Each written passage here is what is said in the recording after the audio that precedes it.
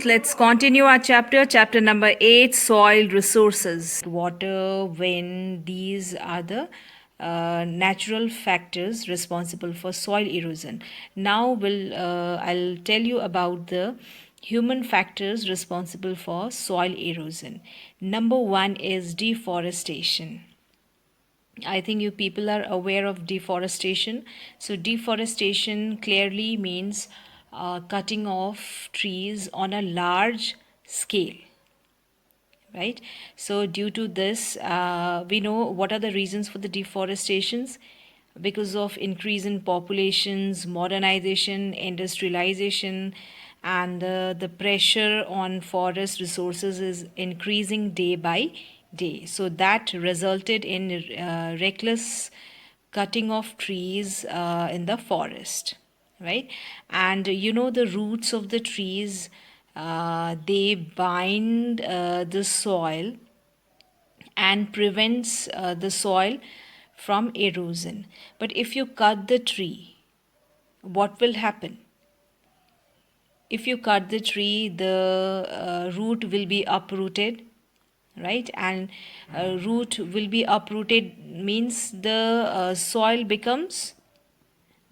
will become loose. There is no agent to hold that soil, to bind that soil.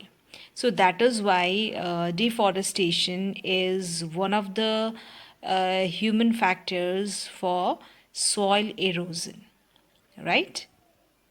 Next, human made factor is overgrazing. So, forests and grasslands provide much needed fodder for animals. During the rainy season, they get plenty of growth, and animals get enough fodder. But in a dry period, there is no fodder, there is no grass. So what happens is the grass is grazed to the ground and torn out by the roots by animals, right? Animals, they feed on grass, and what they do, they eat up that grass, and they uprooted the roots also. They uprooted the plants and they uprooted the grass. So this leads to loose structure of the soil, and the same way the soil is easily washed away by rains. So soil erosion due to overgrazing is also commonly seen in the hilly areas of example it's given here, hilly areas of Himachal Pradesh, Jammu and Kashmir, and in the dry areas of Rajasthan, Madhya Pradesh, Maharashtra, Karnataka, and Andhra Pradesh. Next, we have faulty methods of agriculture. So, faulty methods of agriculture are also responsible for soil erosion. For example, plowing fields along the slope makes it easier for running water and wind to cause erosion. Shifting agriculture is also responsible for soil erosion because forests are cleared for cultivation. Soil erosion due to shifting agriculture is one of the major problems in northeastern states. So shifting is very primitive. Shifting agriculture is very primitive way of cultivation. In this shifting agriculture, what primitive way and very old technique of agriculture, and what people used to do in this shifting agriculture, that in a particular land they used to grow crops, and after some few years they left that land, and they shifted to they clear other they used to clear the nearby land, and they shifted to that area, right? And they left that land, previous land, barren. So this type of agriculture is known as shifting agriculture, and in India we called it jhuming method, and it is also known by slash and burn method, right? So this type of faulty methods of agriculture is also it's a cause for soil erosion. Now next is soil conservation. Soil conservation includes all those measures which help in protecting the soil from erosion and exhaustion. So, soil conservation means it is the soil conservation is a methods or measures which help to protect soil from erosion, right? So need for soil conservation, why we need to conserve soil? Because soil is what an important resource for sustainable agriculture, because agriculture depends on the type of soil, so soil is very essential resource for agriculture. Number two, soil conservation is required to meet the present and future needs of the population in terms of food, fiber, shelter, etc. So, day by day, population is growing. That means we need more and more crops, fiber, and shelter. So we get that food, fiber, and shelter from soil, and so that we should conserve soil. Soil conservation is also required to avert food crisis. So, soil conservation is required to avert food crisis. Food we get from crops, and crops are grown in soil. So, that soil conservation is required to avert the food crisis to meet the growing demand, right? Now, next is protective soil alone ensures progress in agriculture, industrial development, economic betterment, and a higher standard of living. Next, soil acts as a filter, cleaning air and water. It exchanges gases with the atmosphere and thus influences the global climate. Soil receives organic waste and recycles their nutrients back to plants. It also holds and breaks down some toxic waste. So we know about the biodegradable waste. So biodegradable waste, when it is thrown in the soil, that soil mix and it breaks that waste into manure, right? Fertilizer, which is a nutrient, which is nutrient for plants. Not only that, it also exchanges gases with the atmosphere. It cleans air, purifies air, water, and soil acts as a filter also, right? And thus influences the global climate. So it has now there are various methods or measures which help to protect soil from erosion. So number one is afforestation and reforestation. Afforestation means it's a planting of trees, right? So afforestation is the establishment of the forest or stand of trees in an area where there was no forest, whereas process of planting new trees in areas where they have been removed by cutting or destroyed by fire, disease, etc. is called reforestation.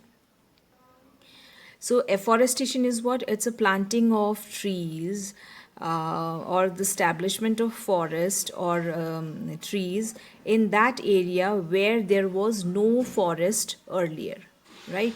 And reforestation means it is that process of planting new trees in those areas which had been removed by cutting or destroying, like forest fire or some disease, like that, right? So that is called reforestation. So the best way to conserve soil is to increase area under forest. Is indiscriminate felling of trees should be stopped. That means cutting of trees should be stopped. Efforts should be made to plant trees in new areas, and afforestation helps in soil conservation in the following ways. The roots of the trees and plants anchor and hold the soil together. This I already told you. The roots of the trees and plants, they bind the soil, and so it is not easily removed by running water and wind. Trees, plants, shrubs, grasses reduce the speed of flow of water and allow the water to be absorbed by the soil. So trees, plants, shrubs, and grasses, they help to reduce the speed of flowing water, right? It not only binds the soil but also reduces the speed of the water, flowing water, and allow the trees to be and allow the water to be absorbed by the soil. Trees reduce the force of strong winds and prevent the blowing away of soil particles also. So trees, the roots of the trees, they help to bind the soil, as well as they reduce the force of strong winds. Not only the speed of flowing water, but also it stop or it reduce the force of strong winds and prevents the blowing away of soil particles. Not only that, it reduces the force of strong winds and reduces the speed of flowing water. And trees reduce the force of strong winds and prevent the blowing away of soil particles from the soil. Now, next method is restricted grazing of animals. I told you overgrazing is one of the causes for soil erosion. So, if we put restriction on it, so definitely it will help to reduce soil erosion. There will be no soil erosion if animals do not graze on that ground, right? So animals should be moved over different pastures so to avoid erosion of soil. And fodder crops should be grown in large quantity. So fodder crops means the crops which are consumed by animals. So that type of crops should be grown in large quantity, right, to avoid overgrazing of animals on the ground. Next is constructing dams. So dams also help to or it protects soil being from erosion, and much of the soil erosion by floodplains can be avoided by constructing dams across the river. So this checks the speed of water as well as saves soil from erosion. Now next we have proper farming techniques. In the causes we discussed about the faulty methods of farming. Now here we'll talk about the proper farming techniques which help soil which help or save soil from erosion, right? Now first is crop rotation. If same crop is sown or grown in the same field for year after year, this consumes certain nutrients from the soil, making it infertile. Crop rotation can check this type of erosion, right? So one crop should not be grown for a long period of time, because that crop will exhaust the certain nutrients from that soil, making that soil infertile. So what should be done in a particular field?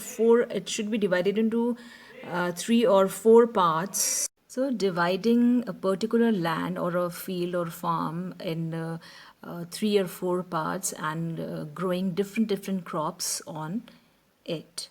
So crop rotation is what? Actually, it's a growing of different crops in succession on a piece of land to avoid exhausting of soil, right?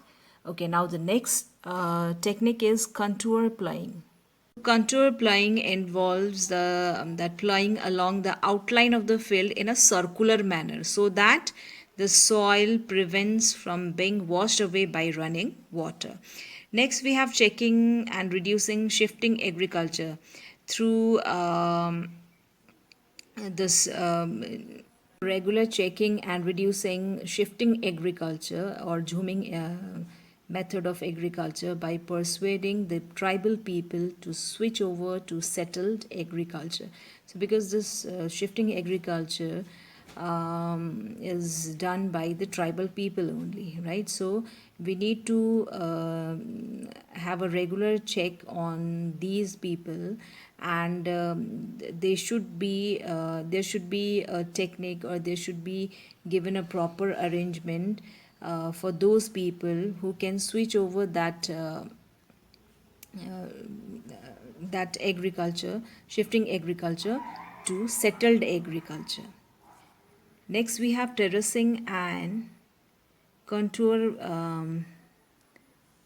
ploughing, or contour band across the hill slopes is an effective and one of the oldest methods of soil conservation. Contour banding, the hill slopes are cut into a number of terraces having horizontal top and steep slopes on the back and front, and contour banding involves the construction of bank along the contours. So this also helps in saving soil from erosion. Now, plowing the land in a direction perpendicular to wind direction also reduces wind velocity and protects the topsoil from erosion. This is your particular land and the wind blows from this direction, so the plowing of land should be in this direction, so that plowing of land makes perpendicular with this wind direction. So it reduces what? It reduces it reduces wind velocity, as well as it protects the topsoil from erosion. That's all for today, children. We'll start new chapter in the next video, chapter number 9, natural vegetation. Thank you.